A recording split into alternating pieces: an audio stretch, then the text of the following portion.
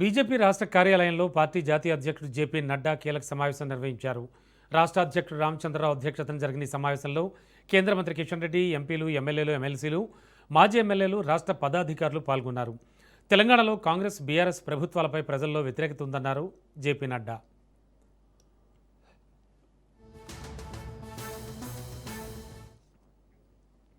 కేంద్ర ప్రభుత్వం చేపట్టిన అభివృద్ధి కార్యక్రమాలు, సంక్షేమ పథకాలను ప్రజల్లోకి విస్తృతంగా తీసుకెళ్లాలని పార్టీ శ్రేణులకు సూచించారు ఆయన. ప్రతి నాయకుడు ముందుగా తన బూత్ను బలోపేతం చేసుకోవాలని, క్షేత్రస్థాయిలో ప్రజలతో మమేకమై పనిచేయాలని జేపీ నడ్డా పిలుపునిచ్చారు. కేవలం ప్రధాని నరేంద్ర మోడీ పేరు ఆధారంగా కాకుండా స్థానిక స్థాయిలో ప్రజా సమస్యలపై పోరాడితేనే తెలంగాణలో పార్టీ అధికారంలోకి వచ్చే అవకాశాలు మెరుగుపడతాయని ఆయన పేర్కొన్నారు. పార్టీని మరింత బలోపేతం చేసే దిశగా ప్రతి నాయకుడు బాధ్యతాయుతంగా పనిచేయాలని జేపీ నడ్డా సూచించారు.